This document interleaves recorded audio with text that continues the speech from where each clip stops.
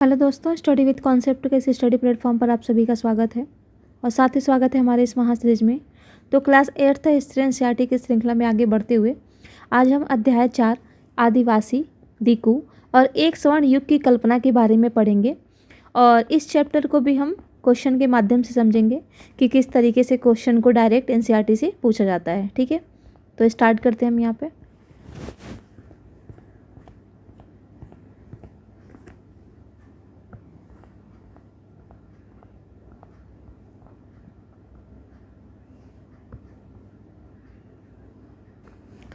तो यहाँ पर दिया है कि 1895 में बिरसा नाम के एक आदमी को बिहार में छोटा नागपुर के जंगलों और गांवों में घूमते देखा गया। इसका मतलब ये देख सकते हैं आप, यही विद्रोह की जगह थी। ठीक है, तो इसको आप ध्यान रखेंगे, अभी आगे देखेंगे हम क्वेश्चन के माध्यम से भी। लोग कहते थे कि उनके पास चमत्कारी शक्तियाँ हैं, वह सारी बीमारियाँ दूर कर सकता था और अनाज की छोटी सी डेयरी को कई गुना बढ़ा देता था। बिरसा ने खुद यह ऐलान कर दिया था कि उसे भगवान ने लोगों की रक्षा दीकुओं की गुलामी से आज़ाद कराने के लिए भेजा है। कुछ समय के भीतर हजारों लोग बिरसा के पीछे चलने लगे। वे उसे भगवान मानते थे। उन्हें यकीन था कि वह उनकी समस्याएं दूर करने आया है। बिरसा का जन्म एक मुंडा परिवार में हुआ था। मुंडा एक जनजाति समूह है जो छोटा नागपुर में रहता है। बिरसा के समर्थकों में इलाके के दूसरे आदिवासी संथाल और उराव भी शामिल थे। ये सभी अपने आसपास आ रहे बदलावों और अंग्रेज शासन के कारण पैदा हो रही समस्याओं से बेचैन थे। उनकी परिचित जीवन पद्धति नष्ट होती दिखाई दे रही थी, आजीविका खतरे में थी और धर्म छिन्न भिन्न हो रहा था। ठीक है, तो अब यहाँ से जो हमको देखना है इस पैराग्राफ में, जो आपको नोट डाउन करना है, साथ साथ आप नोट्स भी बनाते चलेंगे ना तो काफ़ी इजी रहेगा। तो साथ साथ एक काम कीजिए, आप नोट्स भी बनाते चलिए। तो यहाँ सबसे पहले हम ये देखेंगे कि बिरसा मुंडा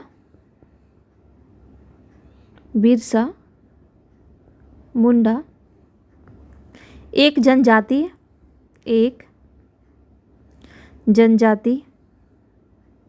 समुदाय से थे और ये जनजाति समुदाय कहाँ रहता था?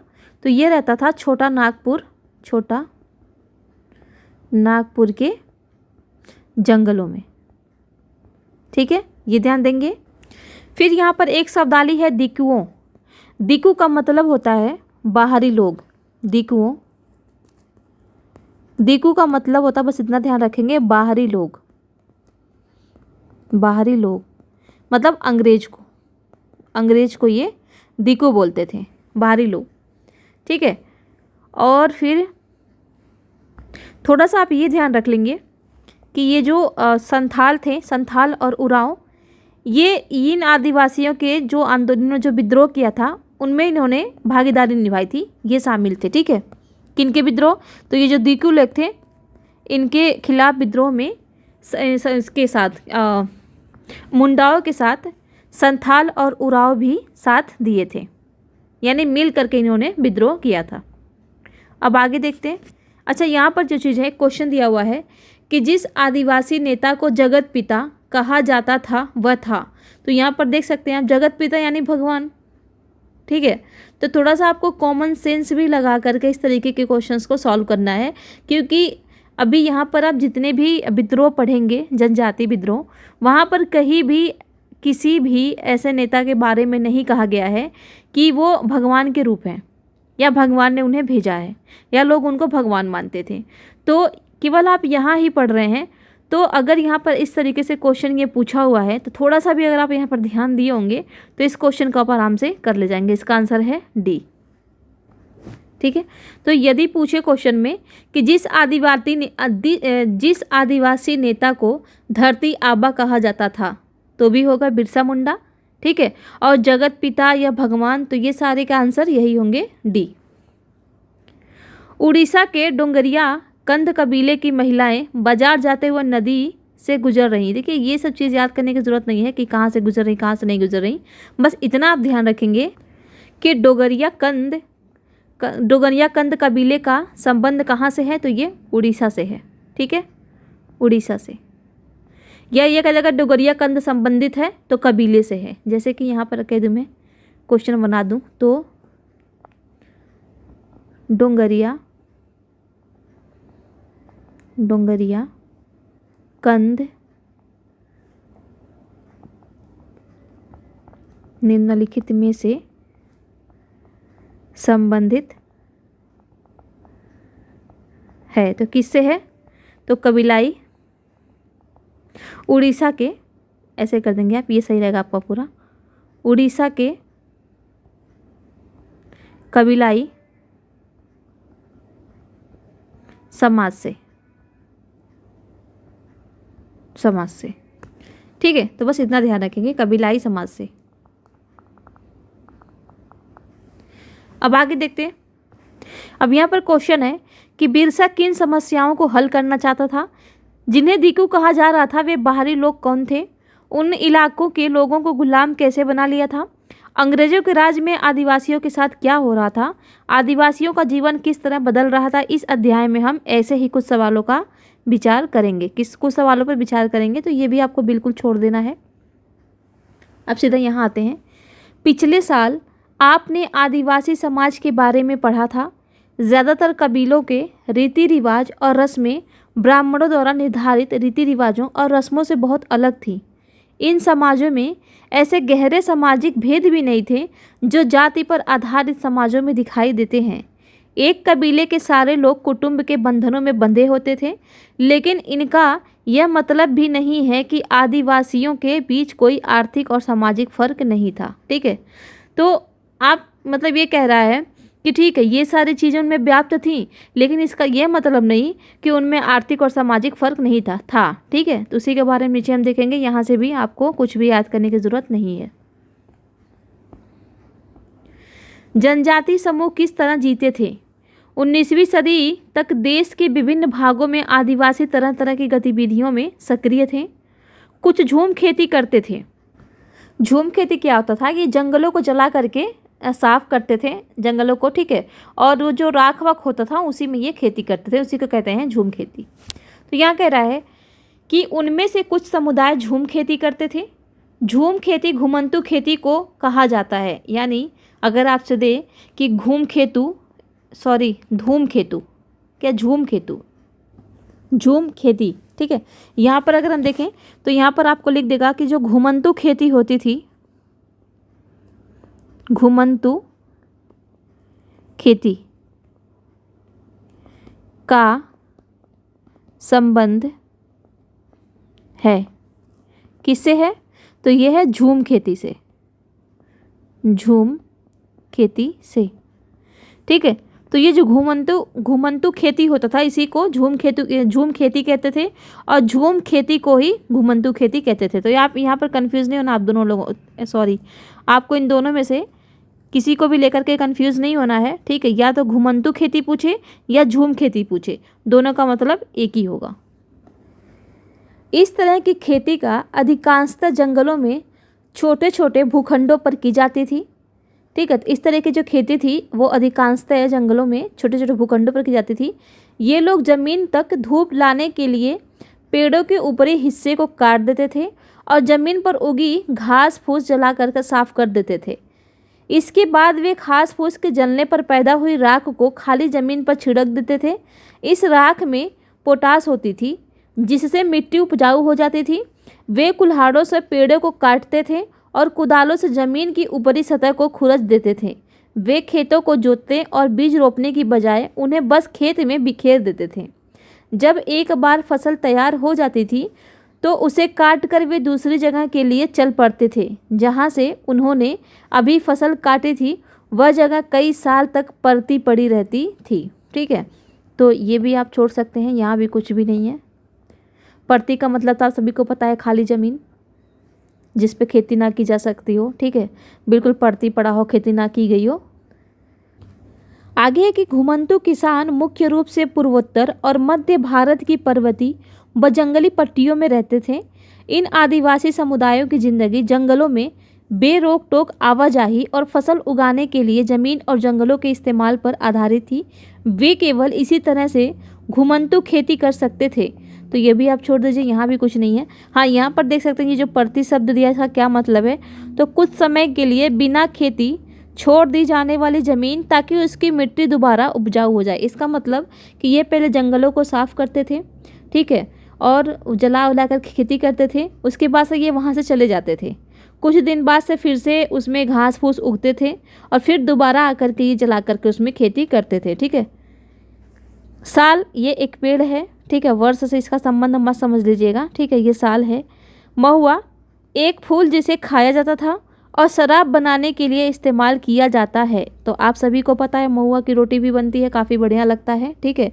तो ये बता रहा है उसके बारे में, और इसी का इस्तेमाल शराब में भी होता है।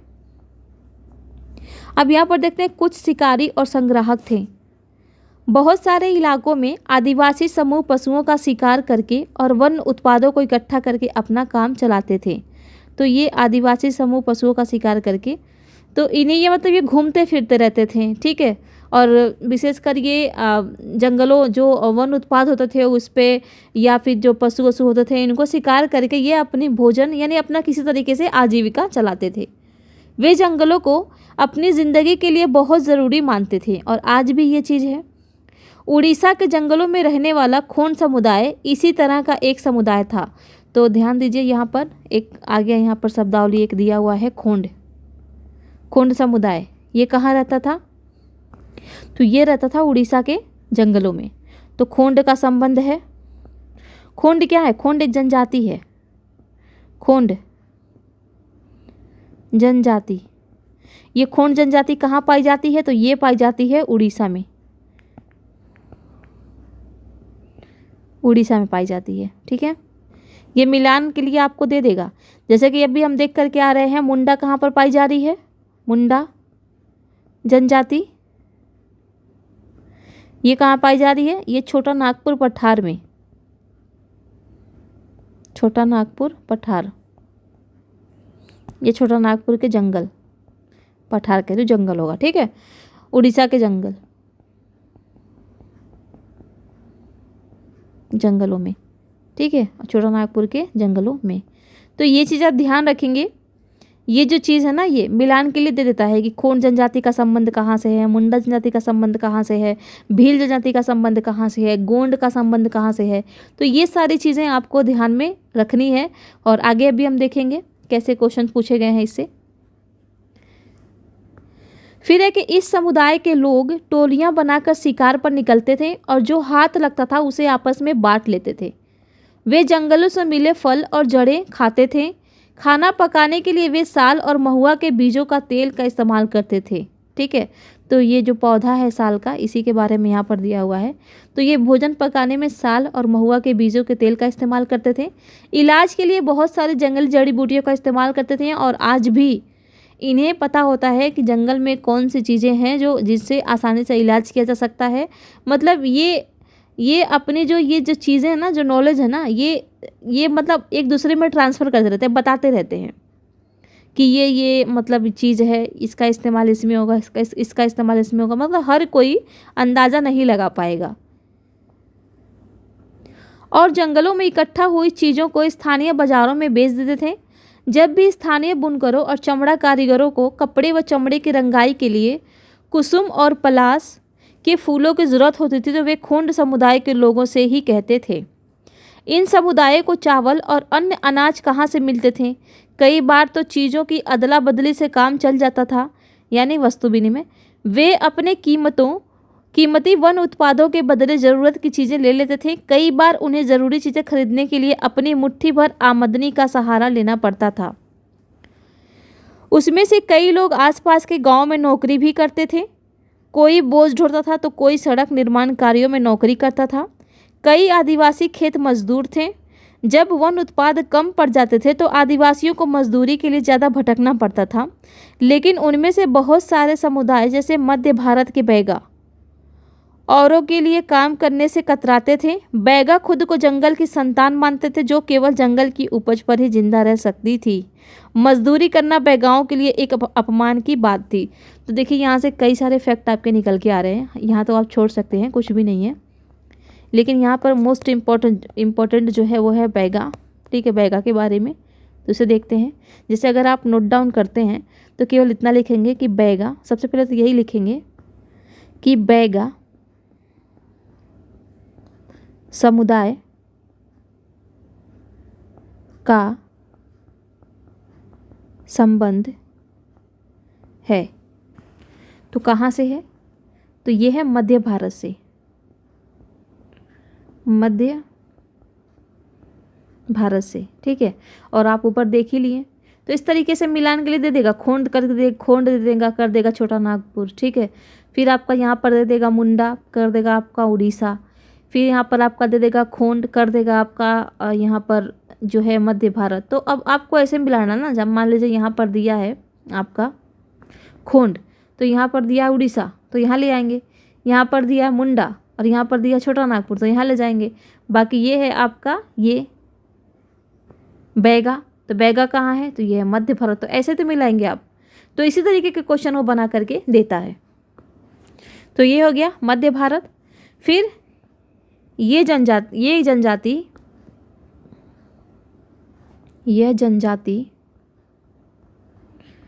खुद को जंगल का संतान मानती थी।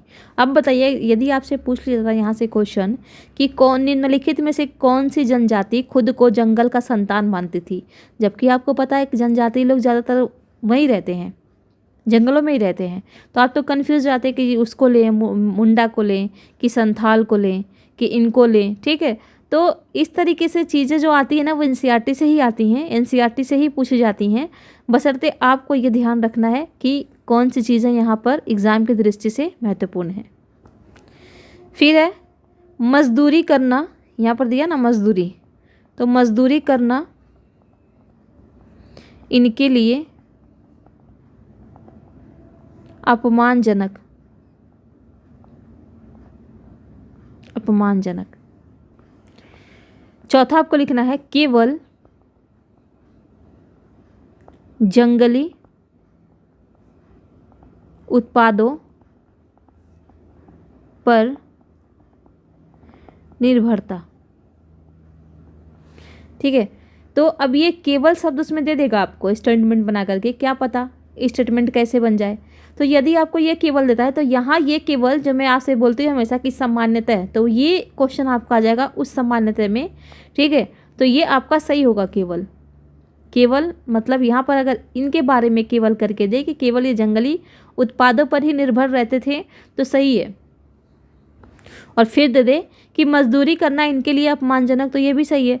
जैसे एक आपका क्वेश्चन पूछता ना कथन और कारण का, कथन और कारण का, तो यहाँ पर अगर कथन में आपका दे दे, अगर मैं एक बनाऊं तो कथन में आपका दे दे अगर कि बैगा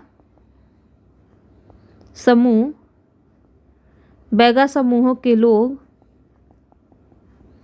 केवल जंगली उत्पादों पर निर्भर रहते थे। ये हो गया आपका कथन, ठीक है। फिर आपका दे देगा कारण, क्योंकि नहीं देगा, रहते थे ये मजदूरी करना अपमानजनक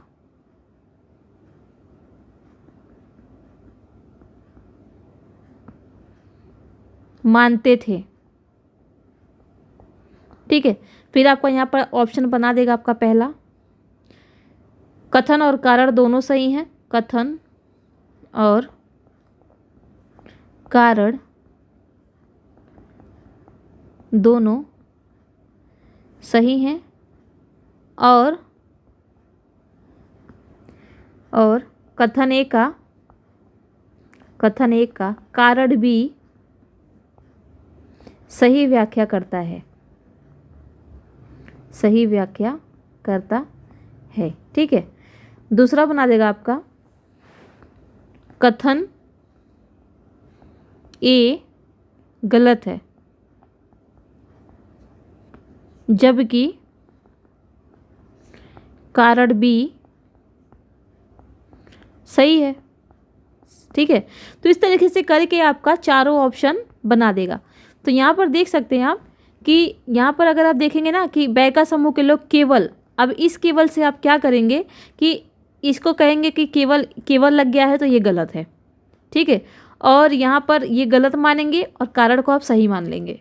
लेकिन आप देख रहे हैं क्योंकि यहाँ पर दोनों ही सेंटेंस एक दूसरे की पूर्ति कर रहे हैं। ये कह रहा है कि बैगा समूहों के लिए केवल जंगली उत्पादन पर निर्भर रहते थे, क्योंकि अब यहाँ पर आपको क्योंकि खुद से लगाना है, क्योंकि ये मजदूरी करना अपमानजनक मानते थे। तो जाहिर सी बात है जब मजदूरी ही नहीं करेंगे तो जाहिर सी बात इनके पास कोई ऑप्शन ही नहीं है, ये जंगली उत्पादों पर ही तो निर्भर रहेंगे। तो इस तरीके से कथन ए का कारण बी सही व्याख्या कर रहा है और ये दोनों सही हैं, तो आपका आंसर हो जाएगा ए। ठीक है, तो ऐसे आपको क्वेश्चन बनाना है और ऐसे ही चीज़ों को आपको समझते हुए चलना है। तो जो आप कॉपी में नोट डाउन करेंगे ये मोस्ट इम्पॉर्टेंट है आपके लिए। ठीक है, मोस्ट इम्पॉर्टेंट है ये, क्योंकि यहाँ से क्वेश्चन बन सकता है, कोई भरोसा नहीं है, और यहाँ से बनाने लायक है भी, क्योंकि एक की जगह सारी चीज़ें आपको मिल जा रही हैं। अब आगे देखते हैं। जो चीज़ें आसपास पैदा नहीं होती थीं उन्हें हासिल करने के लिए आदिवासियों को खरीद फरोख्त भी करनी पड़ती थी। इसकी वजह से वे कभी कभी व्यापारियों और महाजनों पर आश्रित हो जाते थे। व्यापारी बेचने की चीज़ लेकर आते थे और भारी कीमत पर चीज़ें बेचते थे। सूदखोर महाजन भी आदिवासियों को कर्जा तो देते थे, लेकिन उसका ब्याज बहुत ज़्यादा था। इस तरह बाजार और वाणिज्य ने आदिवासियों को कर्ज और गरीबी में ढकेल दिया था। लिहाजा वे महाजनों और व्यापारियों को बाहरी शैतान और अपनी सारी मुसीबत की जड़ मानने लगे थे। तो ये भी छोड़िए, यहाँ से भी कुछ भी इम्पोर्टेंट नहीं है एग्ज़ाम की दृष्टि से। अब सीधा हम इसको देखते हैं। कुछ जानवर पालते थे। बहुत सारे आदिवासी समूह जानवर पालकर अपनी ज़िंदगी चलाते थे। वे चरवाहे थे जो मौसम के हिसाब से मवेशियों या भेड़ों के रेवड़ लेकर यहाँ से वहाँ जाते रहते थे। जब एक जगह घास खत्म हो जाती थी तो वे दूसरे इलाकों में चले जाते थे। पंजाब के पहाड़ों में रहने वाले वन गुज्जर और आंध्र प्रदेश के लबाड़िया आदि समुदाय गाय भैंस के झुंड पालते थे। अब देखिए यहाँ कितना बढ़िया दे दिया यहाँ पर, ये देखिए पंजाब में कौन थे तो गुर्जर थे, वन गुर्जर, और आंध्र प्रदेश में कौन रहता था तो लबाड़िया रहते थे, ये भी समुदाय थी। ठीक है, फिर है कि कुल्लू के गद्दी समुदाय के लोग, मतलब देखिए कितना बढ़िया एनसीईआरटी में दिया है और यहीं से क्वेश्चन बनते हैं। कुल्लू के गद्दी समुदाय के लोग गडेरिये थे और कश्मीर के बकरवाल बकरियां पालते थे।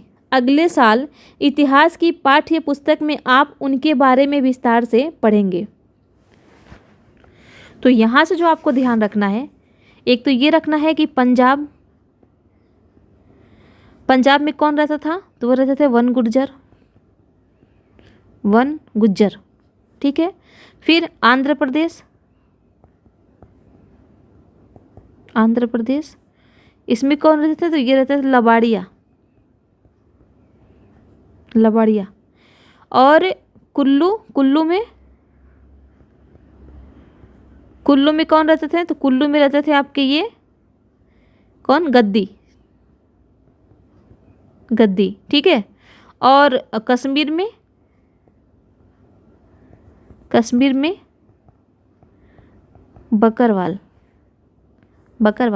तो अब बताइए क्या यहाँ से मिलान वाला क्वेश्चन नहीं बन सकता? बहुत आराम से बन सकता है। यहाँ पर 4 ऑप्शन बाकायदा यहाँ पर दे दिए हैं। ये देखिए 4 ऑप्शन बहुत ही अच्छे तरीके से दिया गया है यहाँ पर, और एकदम से वो कहीं भी एग्जामिनर को जाने की ज़रूरत नहीं है। ये पैराग्राफ पढ़ा सीधा यहीं से क्वेश्चन बना देगा। बस इसमें क्या होगा कि आंध्र प्रदेश में कर देगा आपका गद्दी। ठीक है, तो ये आपको ध्यान रखना है कि कहाँ पर कौन से समुदाय पाए गए हैं, ये मोस्ट इम्पॉर्टेंट है आपके लिए। बाकी यहाँ पर किसको कौन पालता था ये ध्यान देने की ज़रूरत नहीं है, बस थोड़ा सा ऐसे ही नज़र में आप लोग निकाल लीजिएगा। जहाँ मतलब यहाँ से जो क्वेश्चन बनेगा वो मिलान वाला ही बनेगा, इसके अलावा कोई क्वेश्चन नहीं बनेगा। आगे देखते हैं। शिकार का वक्त, बुआई का वक्त, नए खेतों में जाने का वक्त। क्या आपने कभी इस बात पर ध्यान दिया है कि विभिन्न प्रकार के समाजों में रहने वाले लोगों के काम और समय के बारे में समझदारी एक जैसी नहीं होती? इसको छोड़िए, यहाँ पर देखते हैं। ब्रिटिश मानव विज्ञानी वेरियर एल्विन ने 1930 और 1940 के दशकों में कई साल मध्य भारत के बेंगा और खोंड समुदाय के बीच बिताए थे।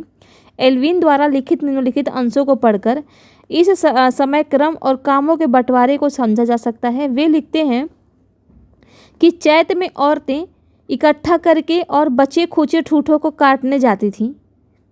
पुरुष बड़े पेड़ों को काटते थे और शिकार पर जाते थे। शिकार पूरे चांद के समय पूर्व से शुरू होता था। शिकार के लिए बांस के फंदों का इस्तेमाल करते थे। छोड़ दीजिए, कुछ भी नहीं है, बस वो अपना वो बताया है, ठीक है, उनके बीच रहा है तो समझाइए। एक शब्दावली दिए, इसको देख लेते हैं। माघ में पुरुष नए वेवड़ की तरफ चल देते थे। इस दौरान शिकार व चीज़ों का संग्रह ही जीने की मुख्य गतिविधि होती थी। इसका तो मतलब मुझे भी नहीं पता बेवड़ क्या होता था, ठीक है, छोड़िए इसको। यह चक्र पहले साल का होता था, दूसरे साल शिकार के लिए ज़्यादा समय मिल जाता था, क्योंकि केवल कुछ फसलों की ही बुआई कटाई होती थी। क्योंकि भोजन काफ़ी होता था, इसीलिए पुरुष बेवड़ों में ही रहते थे। तीसरे साल में अच्छा, ठीक है। बेवड़ का मतलब होता है आपका झोपड़ी। देखिए यहाँ पर कह रहा है कि माघ में पुरुष नए बेवड़ की तरफ चल देते थे। इस दौरान शिकार व चीज़ों का संग्रह ही जीने का, यानी चीज़ों को इकट्ठा कर लेते थे और झोपड़ी में चले जाते थे, क्योंकि ये ना मौसम को देख करके खेती बाड़ी करते थे। यहाँ पर दिया ना, यहाँ पर कि कुछ ही समय, देखिए, केवल कुछ फसलों की ही बुआई कटाई होती थी, क्योंकि भोजन काफ़ी होता था, इसीलिए पुरुष बेवड़ों में ही रहते थे।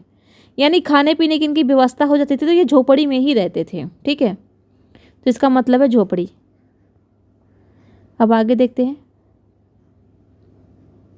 ये तो कुछ है नहीं, यहाँ भी कुछ नहीं है।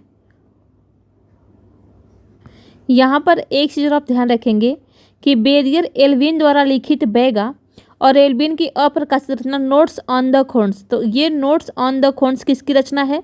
तो ये ध्यान देंगे, ये एल्विन की रचना है। और किस पे लिखी गई है? ये तो बेगा जनजाति पर लिखी गई है। इतना आप इसको ध्यान में रखेंगे। आगे देखते हैं। कुछ लोग एक जगह खेती करते थे, इसको देखते हैं। 19वीं सदी से पहले ही बहुत सारे जनजाति कबीले एक जगह टिक कर खेती करने लगे थे। वे बार बार जगह बदलने की बजाय साल दर साल एक ही जगह खेती करते थे। वे हलों का इस्तेमाल करने लगे थे और धीरे धीरे उन्हें ज़मीन पर अधिकार भी मिलते जा रहे थे। बहुत सारे समुदायों में छोटा नागपुर के मुंडाओं की तरह ज़मीन पूरे कबीले की संपत्ति होती थी। कुल के सभी सदस्यों को उन मूल निवासियों का वंशज माना जाता था जिन्होंने सबसे पहले आकर ज़मीन को साफ किया था। लिहाजा ज़मीन पर सभी का बराबर हक होता था। फिर भी अक्सर ऐसा होता था कि कुल के कुछ लोग औरों से ज़्यादा ताकत जुटा लेते थे, कुछ मुखिया बन जाते थे और बाकी उनके अनुयायी होते थे। जो ताकतवर होते थे वे खुद खेती करने की बजाय अक्सर अपनी ज़मीन बटाई पर दे देते थे। तो यहाँ से भी कुछ भी इम्पोर्टेंट नहीं है। ब्रिटिश अफसरों को गोंड और संथाल जैसे एक जगह ठहर कर रहने वाले आदिवासी समूह शिकारी संग्राहक या घुमंतू खेती करने वालों के मुकाबले ज़्यादा सभ्य दिखाई देते थे। जंगलों में रहने वालों को जंगली और बर्बर माना जाता था। अंग्रेज़ों को लगता था कि उन्हें स्थायी रूप से एक जगह बसाना और सभ्य बनाना ज़रूरी है। तो यहाँ से भी कुछ भी इम्पोर्टेंट नहीं है। औपनिवेशिक शासन से आदिवासियों के जीवन पर क्या असर पड़े, इसको देखते हैं। ब्रिटिश शासन के दौरान आदिवासी समूहों का जीवन बदल गया, ठीक है। अब इसके बारे में देखते हैं। आदिवासी मुखियाओं का क्या हुआ? जैसे जो यहाँ पर बताया ना कि कुछ मुखिया इसमें ताकतवर हो जाते थे। ये देखिए, खुद खेती करने की बजाय वो अक्सर अपनी ज़मीन, तो इतने अमीर हो जाते थे कि ये खुद खेती करना पसंद ही नहीं करते थे, अपनी खेती बटाई पर दे देते थे। तो यही कह रहा कि उनके बारे में, उन मुखियाओं का क्या हुआ, तो इसके बारे में देखते हैं। अंग्रेज़ों के आने से पहले बहुत सारे इलाकों में आदिवासियों के मुखियाओं का महत्वपूर्ण स्थान होता था। उनके पास औरों से ज़्यादा अधिक ताकत होती थी और वे अपने इलाके पर नियंत्रण रखते थे। कई जगह उनकी अपनी पुलिस होती थी और वे ज़मीन एवं वन प्रबंधन के स्थानीय नियम खुद बनाते थे। मतलब इतने ये शक्तिशाली हो गए थे। ब्रिटिश शासन के तहत आदिवासी मुखियाओं के कामकाज और अधिकार काफ़ी बदल गए थे। उन्हें कई गांवों पर ज़मीन का मालिकाना तो मिला रहा, लेकिन उनकी शासकीय शक्तियां छिन गईं और उन्हें ब्रिटिश अधिकारियों द्वारा बनाए गए नियमों को मानने के लिए बाध्य कर दिया गया। उन्हें अंग्रेज़ों को नजराना देना पड़ता था और अंग्रेज़ों के प्रतिनिधि की हैसियत से अपने समूहों को अनुशासन में रखना होता था। पहले उनके पास जो ताकत थी अब वह नहीं रही, वे परंपरागत कामों को करने से लाचार हो गए। ठीक है, तो ये भी आप छोड़िए। घुमंतु काश्तकारों का क्या हुआ, इसको देखते हैं। ऐसे समूहों से अंग्रेज़ों को काफ़ी परेशानी थी, जो यहाँ वहाँ भटकते रहते थे और एक जगह ठहर कर नहीं रहते थे। वे चाहते थे कि आदिवासी के समूह एक जगह स्थायी रूप से रहें और खेती करें। स्थायी रूप से एक जगह रहने वाले किसानों को नियंत्रित करना आसान था। अंग्रेज अपने शासन के लिए आमदनी का नियमित स्रोत भी चाहते थे, यानी इनकी भी इसमें यहाँ पर रणनीति थी एक, कि ये स्थायी जगह रहेंगे, खेती करेंगे तो हमको भी कर वसूलने में आसानी होगी। फलस्वरूप उन्होंने ज़मीन के बारे में कुछ नियम लागू कर दिए। उन्होंने ज़मीन को माप कर प्रत्येक व्यक्ति का हिस्सा तय कर दिया। उन्होंने यह भी तय कर दिया कि किसे कितना लगान देना होगा। देखिए, कुछ किसानों को भूस्वामी और दूसरों को पट्टेदार घोषित किया गया। जैसा कि आप देख चुके हैं, पट्टेदार अपने भूस्वामियों का भाड़ा चुकाते थे और भूस्वामी सरकार को लगान देते थे। ये भी छोड़िए। फिर है कि झूम काश्तकारों को स्थायी रूप से बसाने की अंग्रेजों की कोशिश बहुत कामयाब नहीं रही। जहाँ पानी कम हो और मिट्टी सूखी हो, वहाँ हलों से खेती करना आसान नहीं होता था, बल्कि हलों की मदद से खेती करने वाले झूम काश्तकारों को अक्सर नुकसान ही हुआ, क्योंकि उनके खेत अच्छी उपज नहीं दे पाते थे। इसीलिए पूर्वोत्तर राज्यों के झूम काश्तकार इस बात पर अड़े रहे थे कि उन्हें परंपरागत ढंग से ही जीने दिया जाए। व्यापक विरोध के फलस्वरूप अंग्रेजों को आखिरकार उनकी बात माननी पड़ी और ऐसे कबीलों को जंगल के कुछ हिस्सों में घुमंतू खेती की छूट दे दी गई। तो इसमें वैसे कुछ भी नहीं है, बस आपको इतना ध्यान रखना है कि जो झूम काश्तकार होते थे ये परंपरागत ढंग से ही खेती करना पसंद करते थे। ठीक है, क्योंकि ये कैसे करते थे खेती, वो हमने देख ही लिया। झूम खेती कैसे होती है, जंगलों को साफ करते थे, पेड़ वेड़ काटते थे और जला करके उसी राख में खेती करते थे। मतलब जुताई उताई कहीं होता ही नहीं था। ठीक है, तो यहाँ पर ये चीज़ इनको रास नहीं आई और इनमें नुकसान ही होता था, तो फिर उन्होंने विद्रोह करना शुरू कर दिया अंग्रेजों से। मतलब बातें करना स्टार्ट कर दी उन्होंने कि भाई ऐसा करो कि हमें अपने परंपरागत ढंग से ही खेती करने दिया जाए। ठीक है, उसी में हमारा फ़ायदा है। लेकिन बाद में हालांकि दे तो दिया गया इन लोगों को ऐसा। ठीक है, तो बस इतना ही आप ध्यान रखेंगे यहाँ पर कि जो झूम काश्तकार होते थे वो परंपरागत ढंग से खेती करते थे।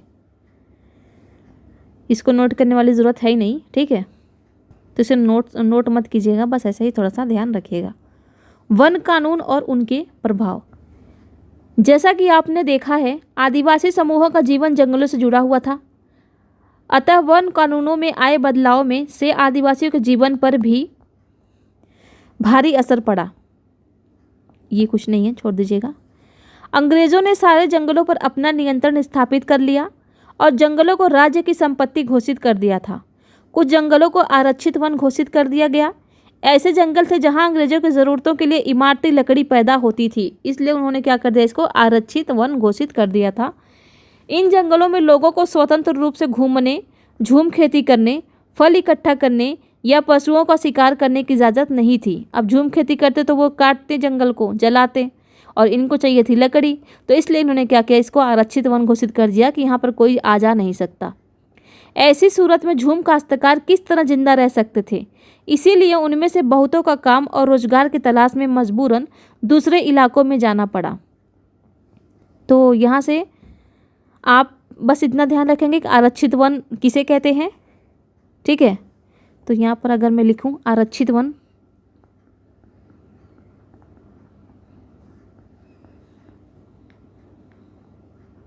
आरक्षित वन किसे कहते हैं, तो ध्यान देंगे जहाँ पर लोगों का घूमना, शिकार करना, फल फूल इकट्ठा करना,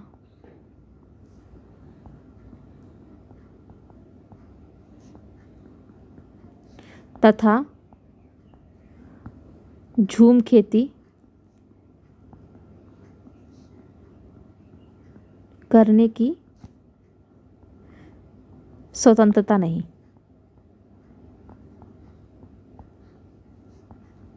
ठीक है, बस इतना ही आपको ध्यान रखना है, बाकी आपको छोड़ देना है।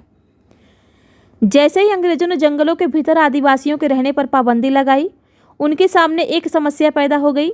समस्या यह थी कि रेलवे स्लीपर्स के लिए पेड़ काटने और लकड़ी को एक जगह से दूसरी जगह ले जाने के लिए मजदूरों का इंतजाम कहाँ से किया जाए। तो ये भी छोड़िए।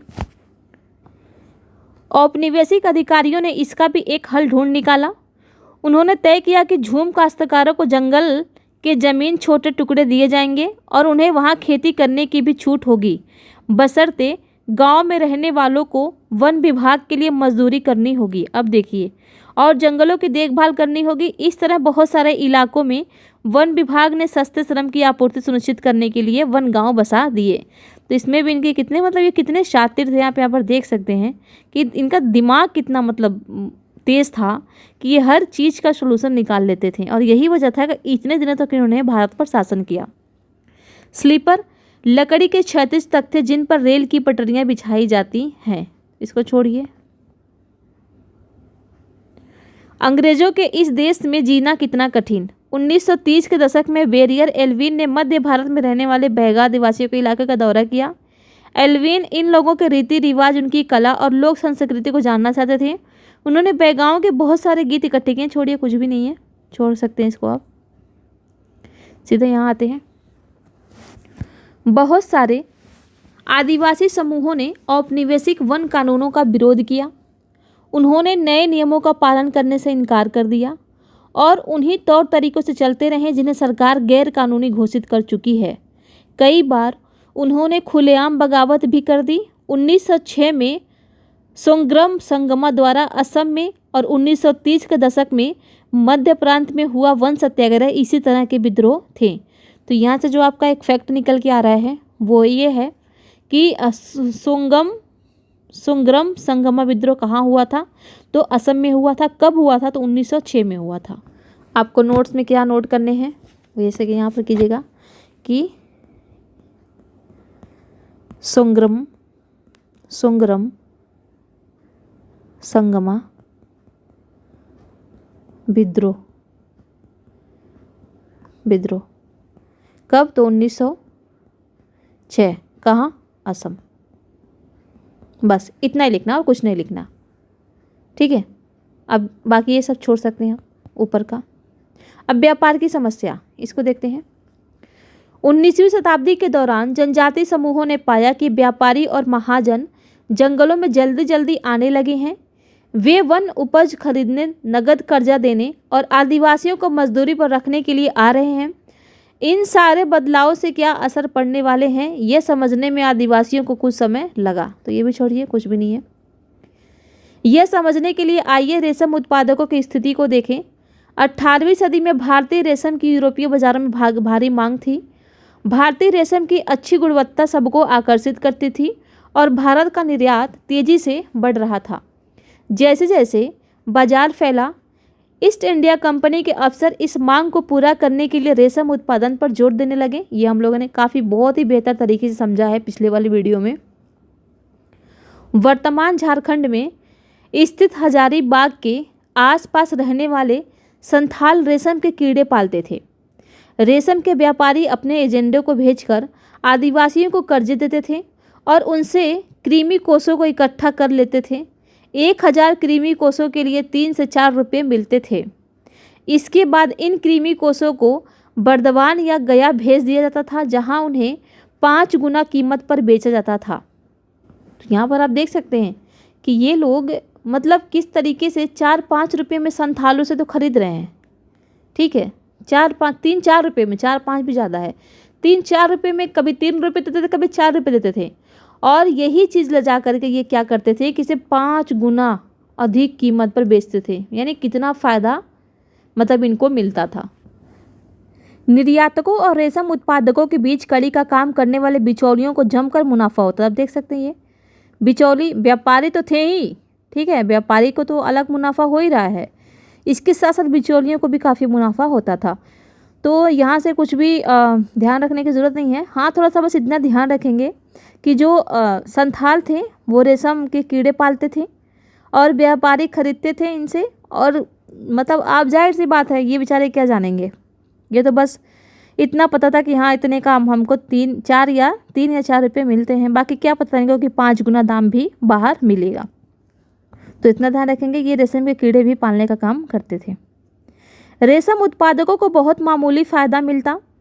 स्वाभाविक है कि बहुत सारे आदिवासी समुदाय बाजार और व्यापारियों को अपना सबसे बड़ा दुश्मन मानने लगे। यानी जब धीरे धीरे चीज़ें इनको समझ में आने लग गई, तब ये मतलब समझने लग गए कि ये लोग हमारे दोस्त नहीं बल्कि हमारे दुश्मन हैं। यहाँ पर देखिए, अच्छा ये तो जब इस पे आएंगे, जब इन क्वेश्चनों को करेंगे, अभी रुकिए। ये है 1920 के दशक में बिहार की झरिया और रानीगंज कोयला खदानों में काम करने वाले लगभग 50% खनिक आदिवासी थे।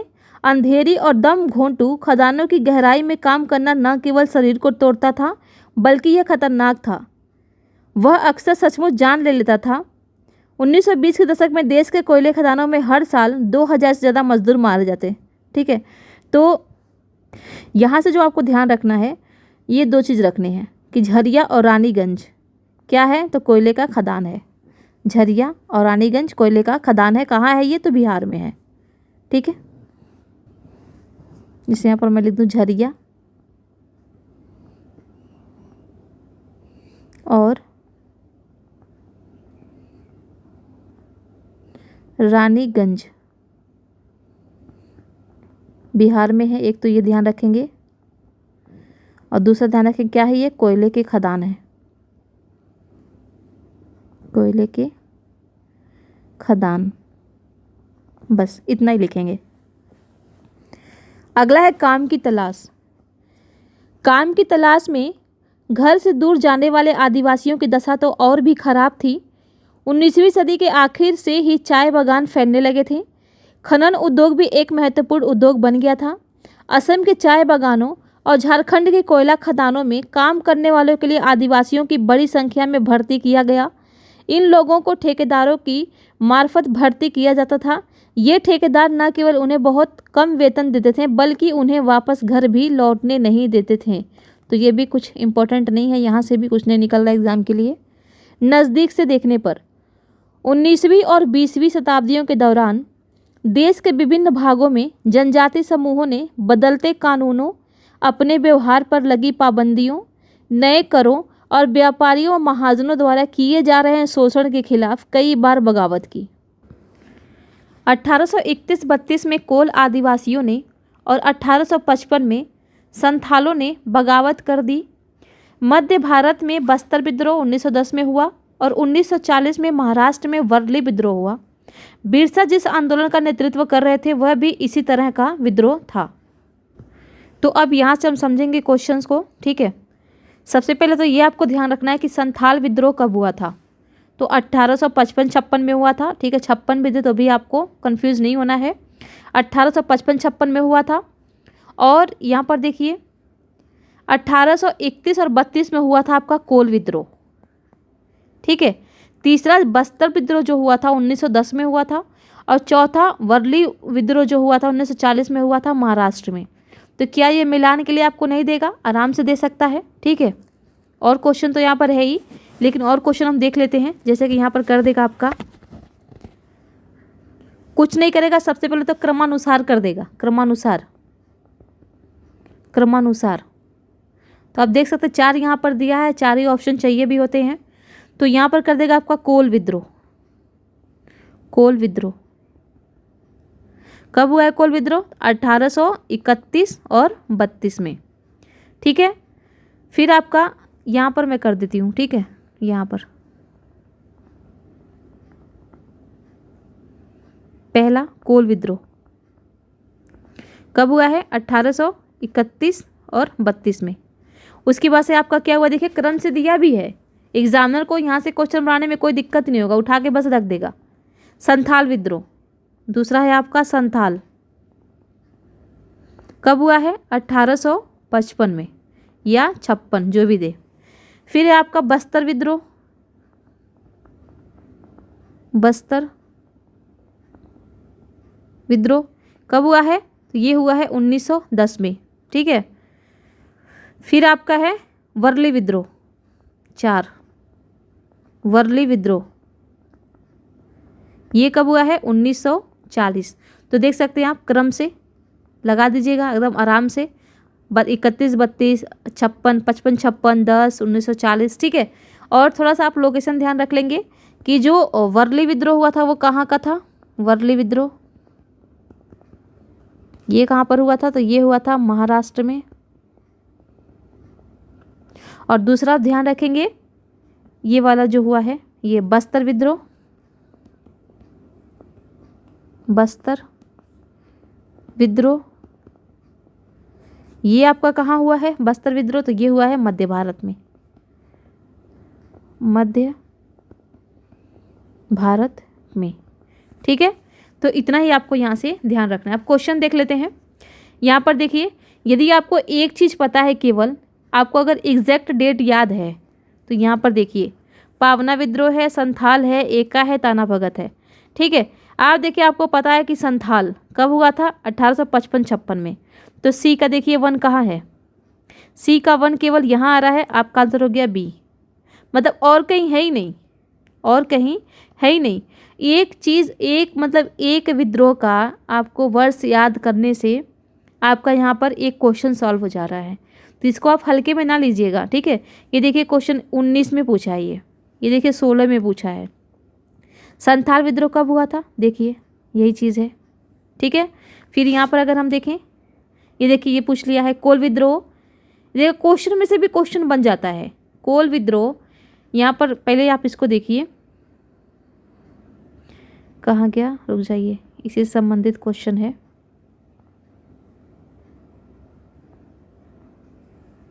हाँ, यहाँ है कि 1831 में बुद्धो भगत के नेतृत्व में कोल विद्रोह के क्षेत्र में हुआ था। तो आप सभी को पता है ये सब छोटा नागपुर पठार में रहते थे, जो कि सिंहभूम भी है वहीं पर, ठीक है।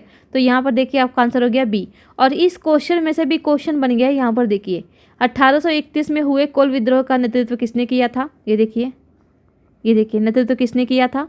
तो यहाँ पर दिया ही है बुद्धो भगत। तो अगर आपने क्वेश्चन को ढंग से पढ़ा होगा तो आपका आंसर ये है, ठीक है।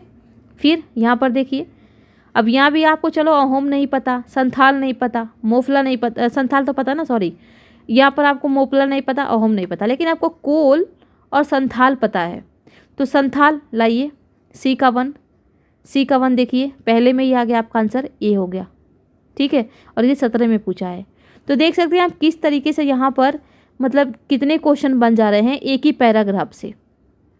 तो ये सारी चीज़ें आपको ध्यान में रख करके चलनी है।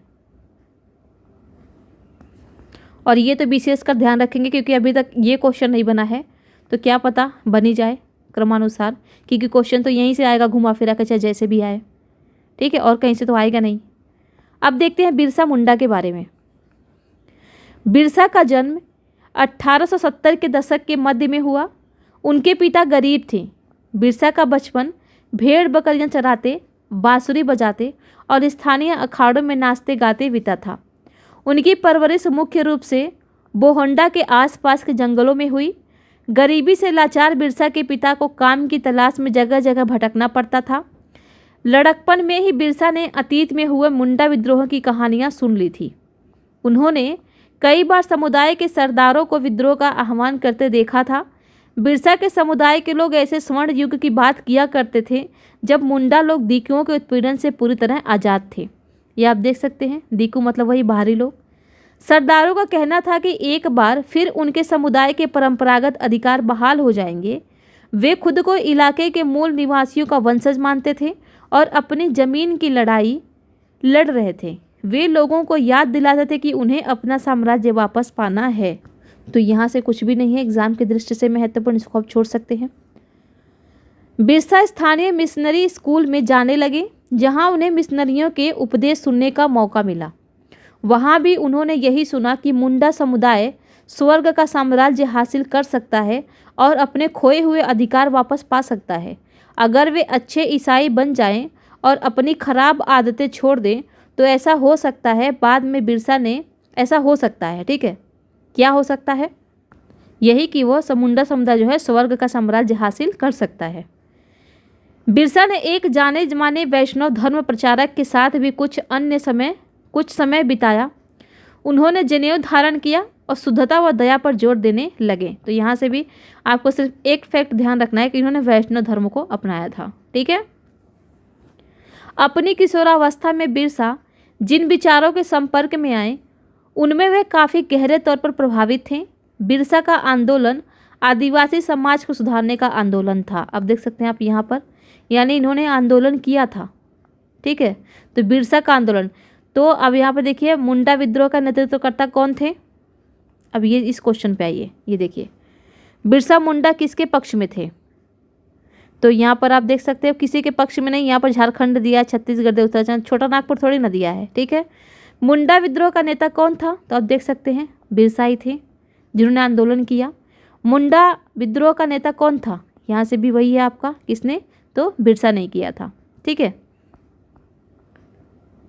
क्योंकि देखिए यहाँ पर खुद ही कह रहा है कि बिरसा का आंदोलन आदिवासी समाज को सुधारने का आंदोलन था, यानी आंदोलन तो किया था उन्होंने मुंडाओं से आह्वान किया कि वे शराब पीना छोड़ दें, गाँव को साफ रखें और डायन व जादू टोने में विश्वास न करें।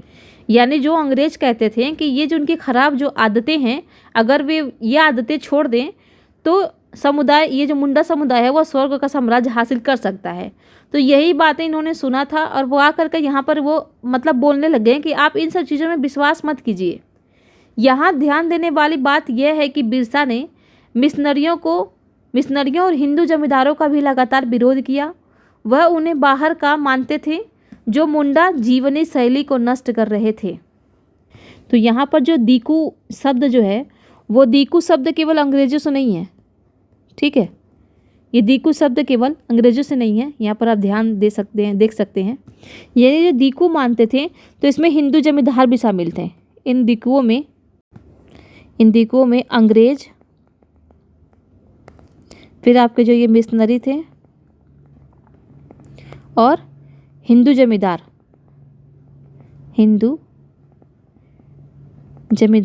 ये तीनों शामिल थे। तो कहीं ऐसा ना कर दे कि दीकुओं में केवल अंग्रेजों को शामिल करते थे, तो आप ध्यान देंगे इसमें हिंदू जमींदार भी शामिल थे, क्योंकि दीकू का मतलब होता है बाहरी लोग। तो आप लोग ये दिमाग लगा देंगे कि बाहरी तो अंग्रेजी होंगे, मिशनरियाँ ही होंगी, लेकिन यहाँ पर जमींदार को भी ये लोग दीकू मानते थे। वह उन्हें बाहर, अच्छा वो तो हो गया। 1895 में बिरसा ने अपने अनुयायियों से आह्वान किया कि वे अपने गौरवपूर्ण अतीत को पुनर्जीवित करने के लिए संकल्प लें। वह अतीत के एक ऐसे स्वर्ण युग सतयुग की चर्चा करते थे जब मुंडा लोग अच्छा जीवन जीते थे, तटबंध बनाते थे, कुदरती झरनों को नियंत्रित करते थे, पेड़ और बाग लगाते थे, पेट पालने के लिए खेती करते थे। उन काल्पनिक युग में मुंडा अपने बिरादरों और रिश्तेदारों का खून नहीं बहाते थे, वे ईमानदारी से जीते थे। बिरसा चाहते थे कि लोग एक बार फिर अपनी ज़मीन पर खेती करें, एक जगह टिक कर रहें और अपने खेतों में काम करें। तो यहाँ से भी कुछ भी एग्जाम की दृष्टि से महत्वपूर्ण सारी चीज़ें यहाँ पर मेंस से हैं। और फिर ये क्वेश्चन देख सकते हैं, 2 बार पूछा है यूपीपीसीएस में और बीपीएससी में। तो यहाँ पर यही पूछा है मुंडा विद्रोह के नेता कौन थे, सभी को पता है बिरसा थे। ठीक है, अंग्रेज़ों को बिरसा आंदोलन के राजनीतिक उद्देश्यों से बहुत ज़्यादा परेशानी थी। यह आंदोलन मिशनरियों, महाजनों, हिंदू भूस्वामियों और सरकार को बाहर निकालकर बिरसा के नेतृत्व में मुंडा राज स्थापित करना चाहता था। तो इसमें महाजनों को भी शामिल कर लीजिए, महाजनों को भी दीकू मानते थे। ठीक है, स्टेटमेंट बना देगा सभी को दे करके और आप कंफ्यूज जाएंगे। यहाँ क्वेश्चन है मुंडाओं ने विद्रोह कब खड़ा किया, तो 1895 यहाँ पर देख सकते हैं। ठीक है, सेम डेट दे दिया है क्योंकि इन्होंने अपने अनुयायियों का आह्वान किया था इसी टाइम खड़ा करने के लिए विद्रोह। फिर है कि किस स्थान पर आदिवासियों ने अंग्रेजों के खिलाफ विद्रोह किया, तो बिहार के थे। बिहार में घूमते हुए देखे गए तो छोटा नागपुर पठार। ठीक है, तो वहीं करेंगे। तो ये सब यहाँ पर भी एग्जाम की दृष्टि से कुछ भी महत्वपूर्ण, इसको छोड़ सकते हैं आप। फिर यहाँ आते हैं, यह आंदोलन इन्हीं ताकतों को मुंडाओं की सारी समस्याओं व कष्टों का स्रोत मानता था। अंग्रेजों की भूनीतियाँ उनकी परंपरागत भूमि व्यवस्था को नष्ट कर रही थी। हिंदू भूस्वामी और महाजन उनकी ज़मीन छीनते जा रहे थे और मिशनरी उनकी परंपरागत संस्कृति की आलोचना करते थे। जब आंदोलन फैलने लगा तो अंग्रेजों ने सख्त कार्रवाई का फैसला लिया। उन्होंने 1895 में बिरसा को गिरफ्तार किया और दंगे फसाद के आरोप में उन्हें 2 साल की सज़ा सुनाई। तो ध्यान देंगे खास करके बीपीएससी वाले। क्योंकि यहाँ पर क्या होता है ना कि बीपीएससी में पूछ लेता है कि कितने साल का किसको सजा सुनाया गया, कितने साल किसको जेल में रखा गया। तो ये ध्यान देंगे, कितने साल, तो 2 साल। ठीक है, ये ध्यान देंगे आप लोग। 1897 में जेल से लौटने के बाद बिरसा समर्थन जुटाते हुए गांव-गांव घूमने लगे। उन्होंने लोगों को उकसाने के लिए परंपरागत प्रतीकों और भाषा का इस्तेमाल किया। वे आह्वान कर रहे थे कि उनके नेतृत्व में साम्राज्य की स्थापना के लिए रावणों यानी दीकुओं और यूरोपियों को तबाह कर दे। बिरसा के अनुयायी दीकू और यूरोपीय सत्ता के प्रतीकों को निशाना बनाने लगे। उन्होंने थाने और चर्चों पर हमले के लिए महाजनों व जमींदारों की संपत्तियां पर धावा बोल दिया। सफ़ेद झंडा बिरसा राज का प्रतीक था। तो ये पीटी का फैक्ट है आपका। यहाँ पर कलर आपका यहाँ पर चेंज कर देगा, ठीक है, रेड कर देगा, कुछ और कर देगा। तो आप ध्यान देंगे, सफ़ेद झंडा। क्वेश्चन ऐसे बन जाएगा कि मुंडा विद्रोह का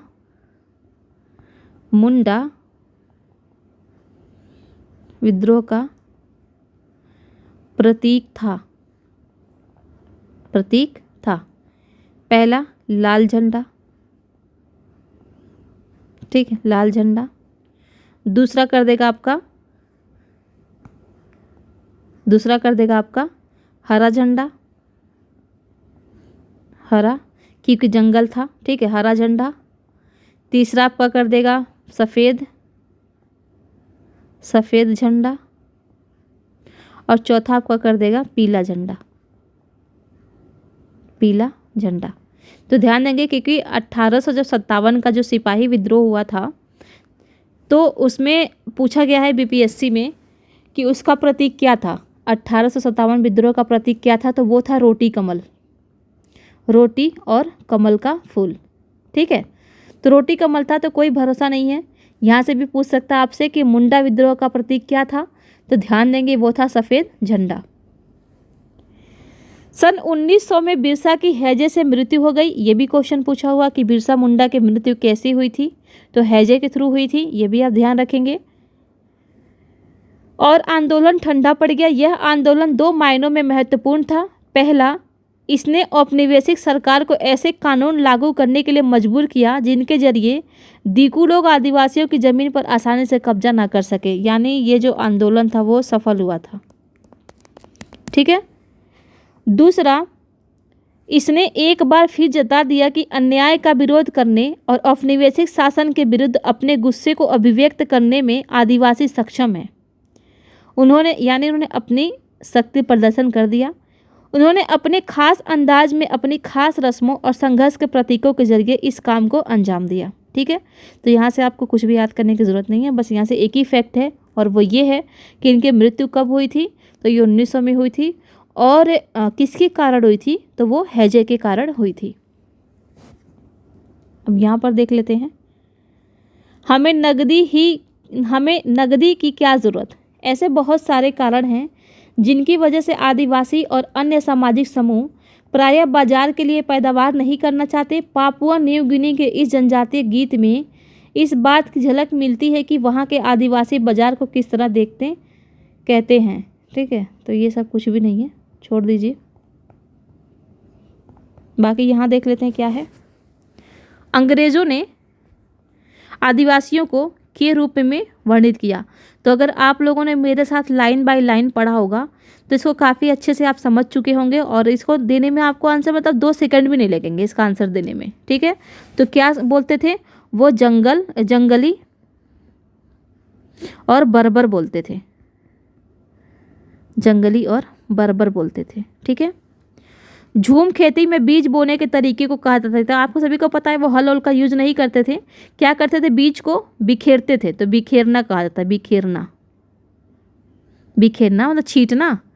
यहाँ पर भी कह सकते हैं छींटना बिखरना एक ही बात है। ठीक है, तो ऐसे जो छोटे छोटे जो क्वेश्चन होते हैं ना, बड़ा मज़ा आता है एनसीईआरटी पढ़ के इनको सॉल्व करने में। अगर आपने ढंग से समझ के एनसीईआरटी को पढ़ा है तो आप ऐसे अगर ध्यान लगा करके आपने पढ़ा है तो ये सारी चीज़ें जो है ना बहुत बढ़िया तरीके से सॉल्व कर ले जाएंगे। और कोई ठीक नहीं है कि यहाँ से भी यूपीएससी स्टेटमेंट बना दे, क्योंकि डायरेक्ट यहाँ से भी स्टेटमेंट आपका बन जाता है एग्जामों में। मध्य भारत में ब्रिटिश भूमि बंदोबस्त के अंतर्गत आदिवासी मुखियाओं को स्वामित्व मिल गया था। तो अभी हमने बहुत अच्छे तरीके से पढ़ा था, मैं भी वहाँ दोबारा नहीं जा रही हूँ, मैं आप ही लोगों के साथ में पढ़ी हूँ। यहाँ पर क्या हुआ था कि इनको छोटे छोटे जो गांव थे, कई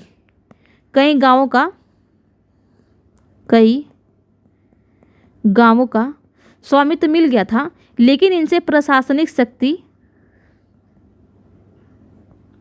शक्ति छीन ली गई थी।